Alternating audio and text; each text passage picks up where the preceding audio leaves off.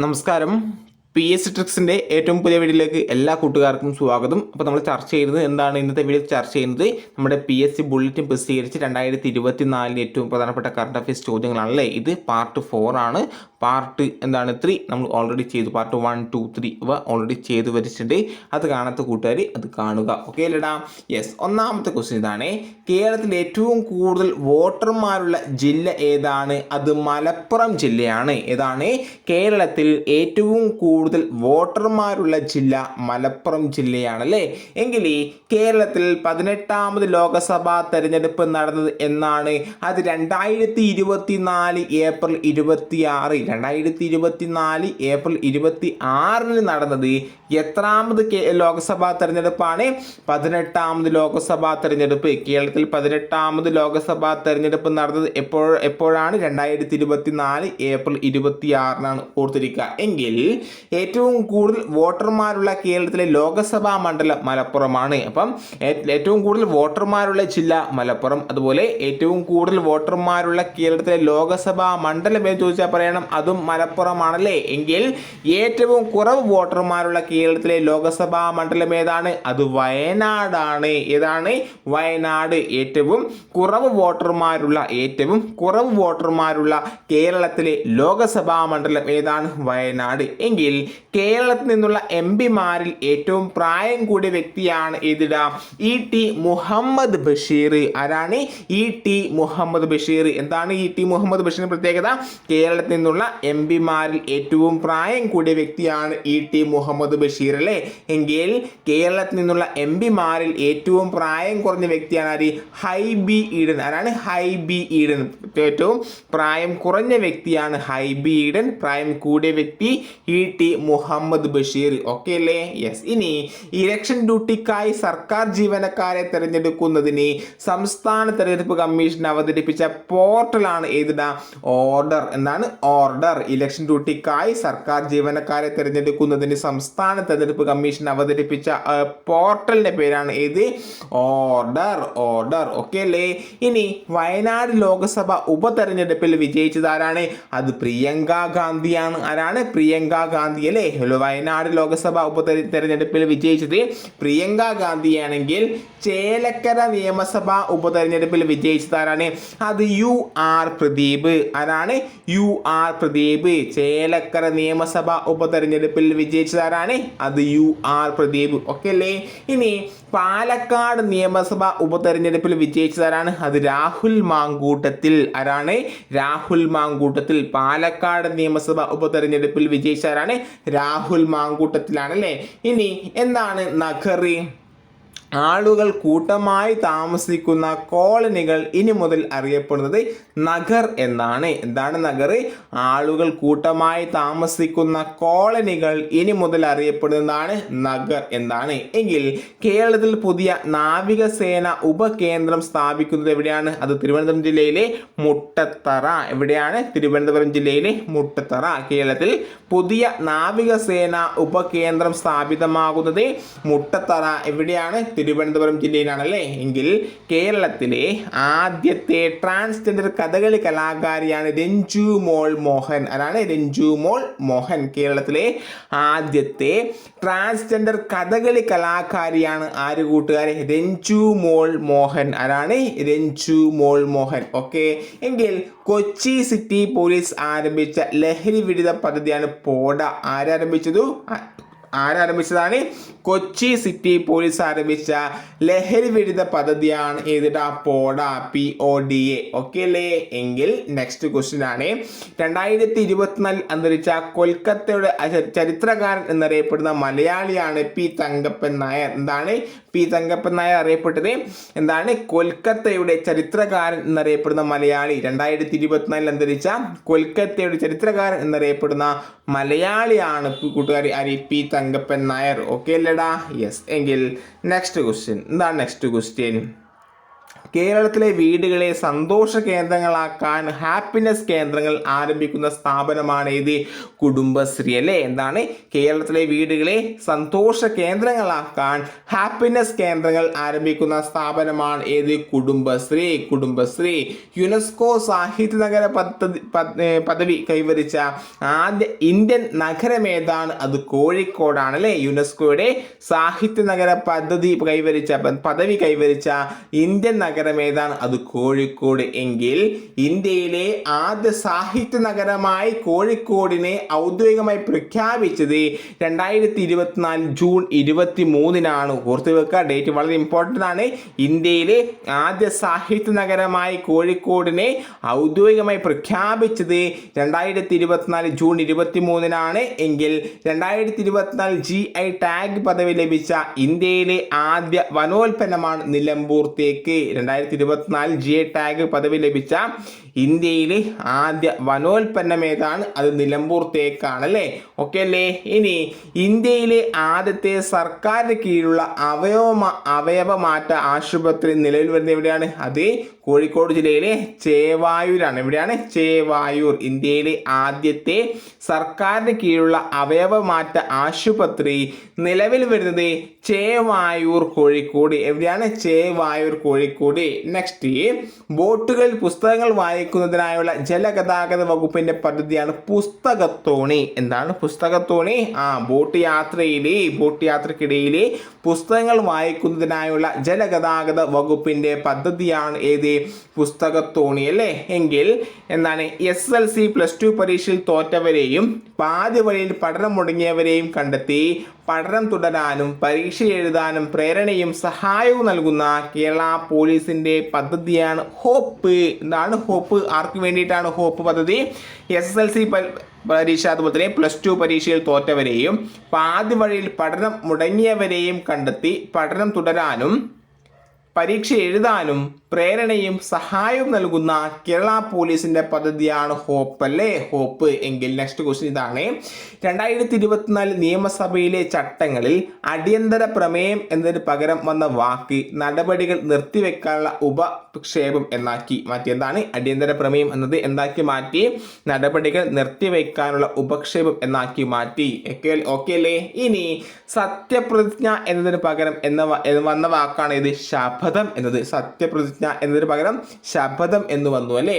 അവിശ്വാസ പ്രമേയം എന്നതിന് പകരം വന്ന വാക്ക് ഏതാണ്? അവിശ്വാസം രേഖപ്പെടുത്തുവാനുള്ള ഉപക്ഷേപം എന്നാക്കി മാറ്റി അല്ലേ. അവിശ്വാസ പ്രമേയം എന്നതിന് പകരം വന്ന വാക്ക് അവിശ്വാസം രേഖപ്പെടുത്തുവാനുള്ള ഉപക്ഷേപം എന്നാക്കി മാറ്റി. എങ്കിൽ നന്ദി പ്രമേയം എന്നതിന് പകരം വന്ന വാക്ക് ഏതാണ്? നന്ദി രേഖപ്പെടുത്തുവാനുള്ള ഉപക്ഷേപം. എന്താണ് നന്ദി പ്രമേയം എന്നതിന് പകരം നന്ദി രേഖപ്പെടുത്താനുള്ള ഉപക്ഷേപം എന്നാക്കി മാറ്റി അല്ലേ.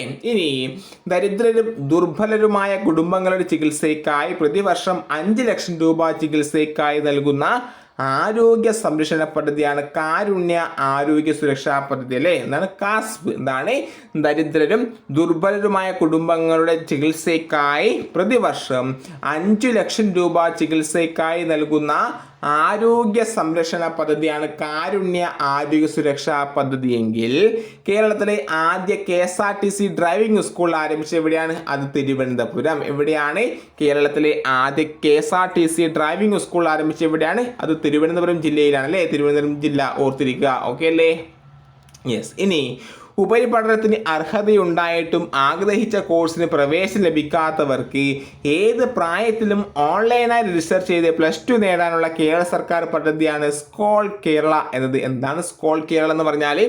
ഉപരിപഠനത്തിന് അർഹതയുണ്ടായിട്ടും അർഹിച്ച കോഴ്സിന് പ്രവേശനം ലഭിക്കാത്തവർക്ക് ഏത് പ്രായത്തിലും ഓൺലൈനായി രജിസ്റ്റർ ചെയ്ത് +2 നേടാനുള്ള കേരള സർക്കാർ പദ്ധതിയാണ് സ്കോൾ കേരള എന്നത്. സ്കോൾ കേരള. ഓക്കെ അല്ലേ. എങ്കിൽ കേരളത്തിലെ ആദ്യ മിനി മാർട്ട് നിലവിൽ വരുന്നത് എവിടെയാണ്? അത് പഴവങ്ങാടി, തിരുവനന്തപുരം. എവിടെയാണ് മിനി മാർട്ട്? കേരളത്തിലെ ആദ്യത്തെ മിനി മാർട്ട് നിലവിൽ വരുന്നത് എവിടെയാണ്? അത് പഴവങ്ങാടി, തിരുവനന്തപുരം ജില്ലയിലാണ്. ഓക്കെ അല്ലേ. എങ്കിൽ നെക്സ്റ്റ് ക്വസ്റ്റ്യൻ.